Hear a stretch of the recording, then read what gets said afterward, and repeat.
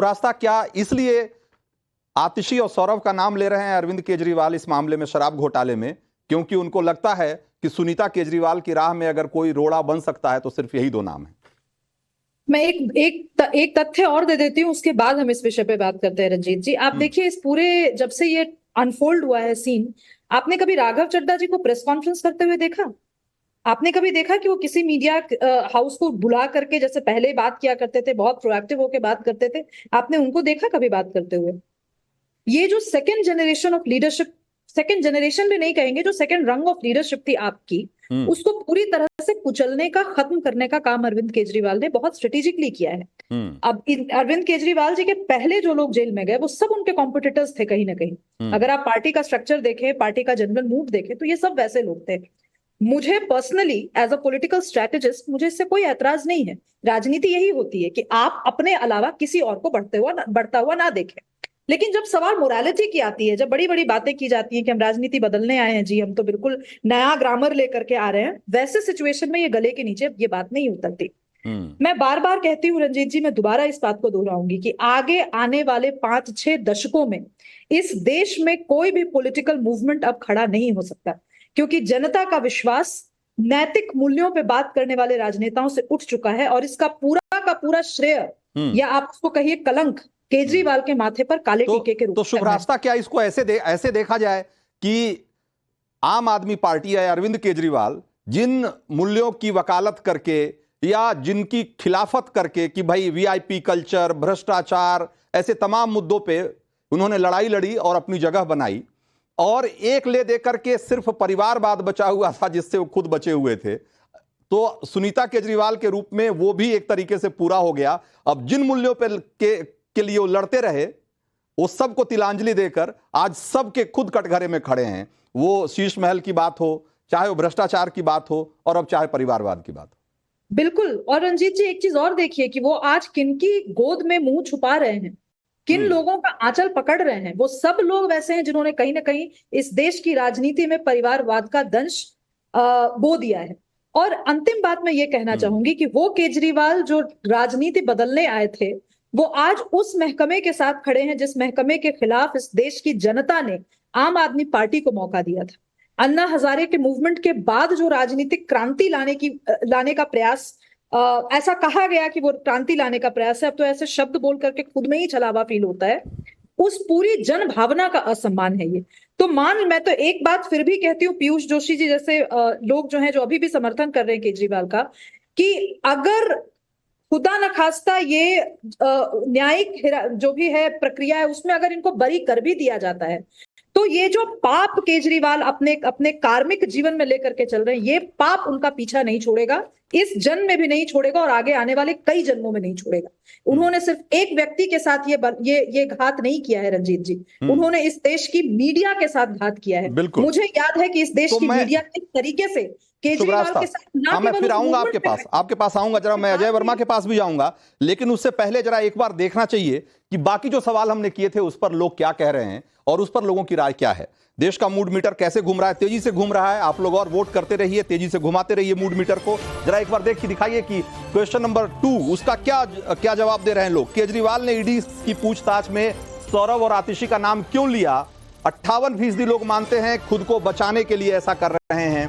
13% लोग मानते हैं कि दोनों को फंसाने के लिए ऐसा कर रहे हैं, और केस को उलझाने के लिए ऐसा कर रहे हैं, ऐसा मानने वाले लोग करीब 27.5% हैं। तो आप देखिए, खुद को बचाने के लिए ऐसा मानने वाले लोग करीब 58% लोग हैं, 58-59% लोग हैं। जरा तीसरे सवाल का भी जवाब दिखा दीजिए कि सौरभ और आतिशी फंसे तो केजरीवाल को क्या फायदा होगा, और इस सवाल के जवाब में क्या कह रहे हैं? पत्नी को पद देने का रास्ता साफ हो जाएगा, ऐसा मानने वाले लोग 75%। यानी कि आप समझिए कि साफ साफ देखिए कि ज्यादातर लोग ये मानते हैं कि 3/4 लोग ऐसे हैं जो ये मानते हैं कि पत्नी को पद देने के लिए, यानी कि सुनीता केजरीवाल को मुख्यमंत्री बनाने के लिए इन दोनों को फंसाने की कोशिश कर रहे हैं। ये खुद को बचाने का पैंतरा हो सकता है, ऐसा मानने वाले लोग करीब 20% हैं, और केजरीवाल को समझना मुश्किल है, ऐसा मानने वाले लोग करीब 5% हैं। तो आप तेजी से इसी तरीके से वोट करते रहिए, हम आपके पास फिर से आएंगे। बाकी सवालों के जवाब में क्या लोग कह रहे हैं उस पर भी हम आपको बताएंगे, लेकिन एक बार फिर से जरा रुख करते हैं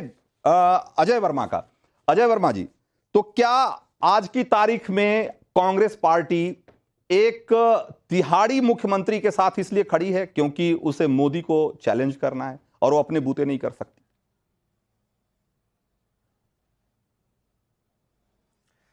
रंजीत जी, मैं अभी थोड़ी देर पहले आपके सारे ज्ञानवान प्रवक्ताओं को सुन रहा था। देखिए, केजरीवाल के बारे में सिरसा साहब भी कह रहे थे, वो मैडम भी कह रही थी अभी, सुब्रस्ता जी, वो 8,400 करोड़ के जहाज में नहीं चलते केजरीवाल, वो 10 लाख का सूट नहीं पहनते देश के राजा की तरह, वो मोंटी ब्लैक का पेन और चश्मा नहीं रखते, वो ओबीसी और गरीबी की बात नहीं लेकिन करते। 45 करोड़ के शीश महल में तो रहते हैं, तो करेंगे, जहां 4 लाख के कमोड लगे हुए हैं और 8 लाख के पर्दे लगे हुए हैं। 84 करोड़।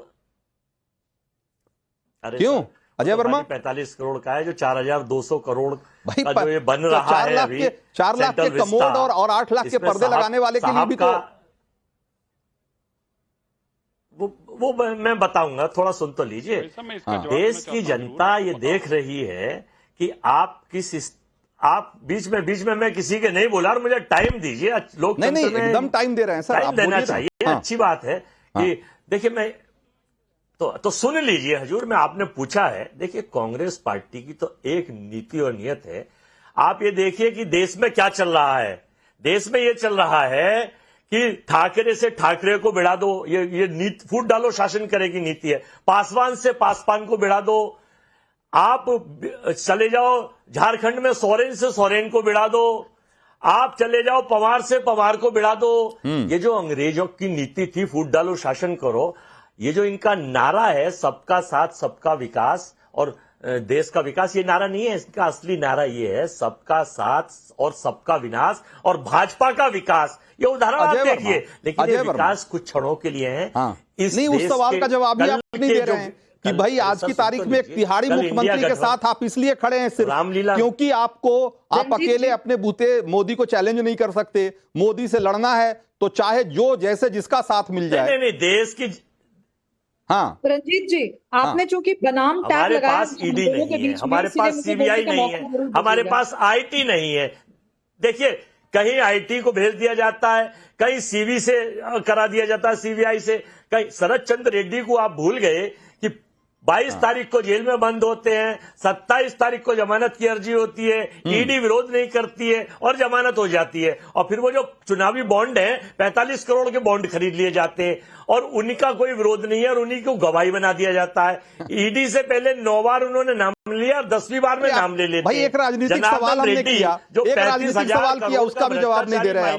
एक राजनीतिक सवाल किया क्योंकि एक तिहाड़ी मुख्यमंत्री के साथ खड़े होने की मजबूरी क्या है, इसका जवाब आप नहीं दे रहे हैं। शुभ्रास्ता, यही सवाल कि कल ही की बात है कि दिल्ली में रामलीला मैदान में एक साथ जब मंच पे खड़े हुए थे तो वहां बड़ा बड़ा लिखा हुआ था, लोकतंत्र बचाओ, संविधान बचाओ, देश बचाओ। भाई मैं कह रहा हूं कि आज एक मुख्यमंत्री जेल से सरकार चला रहा है, क्या ये लोकतंत्र के लिए खतरनाक बात नहीं है? क्या ये गलत परिपाटी की शुरुआत नहीं है? क्या आपका सवाल भी जायज है रंजीत जी, और उसका एक और मैं एक चीज और, ये जो अजय जी को जो देश को लेकर के इतनी पीड़ा हो रही है अचानक से, मैं उनकी पीड़ा का एक समाधान मेरे पास भी है, मैं भी जानना चाहती हूँ उनसे कि अभी अब आपको लग रहा है कि लोग, अजय जी सुन तो लीजिए, अजय जी सुन तो लीजिए, जनता की आवाज है, सुनना सीखिए। आप लोग एक सुनना बंद कर चुके, इसीलिए आपका बंटाधार होता जा रहा है। जनता की नहीं, आप भाजपा की आवाज बोल रही है। नहीं, आपको लगना होगा, आपके लगने से मैं क्या कर सकती हूँ? कंपनी के रूप में आपको लगता है मैं क्या आपके लगने से नहीं, पूरे देश को लग रहा है। नहीं, किसी को नहीं लग रहा। पूरे देश को लग रहा होता तो आप चुनाव जीत रहे होते, आप बहुमत सुना रहे होते। मेरे ऊपर कटाक्ष करना बंद कीजिए अजय वर्मा। जो सवाल आप एंकर नहीं है, आप एंकर हैं क्या? रंजीत जी, क्या यहाँ पे रोल रिवर्स हो गया है? ठीक है, ये नेताओं की आदत है कि ऐसा लगातार बोलते हैं ताकि मूल मुद्दे पे बात नहीं हो।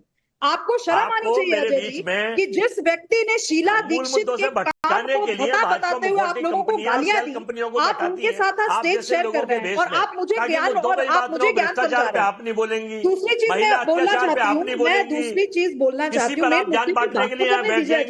सवाल आपसे नहीं पूछा गया, सवाल मुझसे पूछा गया, सवाल मुझसे पूछा गया। आपने अपना नाम अभी शुभ्रास्ता चेंज नहीं किया है। जब मुझसे सवाल पूछा था तो आप बीच में आप तो अपने सवालों का जवाब नहीं देते, कम से कम मुझे तो देने दीजिए। मैं उस अनुशासित मैं उस अरे अनुशासित भाई, आप मेरे बीच में आ गई थी, जवाब दूंगी। आपने जवाब नहीं देने दिया सिंपल सी मुझे। बात है रंजीत जी, आज इनको चूंकि- लोकतंत्र चूंकि बचाने मैं- को लेकर के मैं बहुत जेन्युइन आपदा मुद्दों पे होगी। बात करके आप मुझे बताइए क्या इस लोगों देश का के मीटर बता इतिहास रहा में था कभी ऐसा कि देखा है आपके आपने भ्रष्टाचार की कि परिभाषा एक दूसरी sitting है। chief minister अजय जिसके वर्मा ऊपर उनको है। शुभराज साहब को अपनी संगीन बात इल्जाम पूरी लगे। करने दीजिए ना। हाँ ये एक 40 सिटिंग ये चीफ 40 मिनिस्टर 140 जिसके करोड़ ऊपर लोग इतने संगीन इल्जाम लगे हो, वो जेल के अंदर से दिल्ली चला रहा हो और इन नेताओं में से किसी के मुंह से बकार नहीं निकल रही हो, ये उसी लोकतांत्रिक जो व्यवस्था है उसी पर बहुत जोरदार तमाचा है।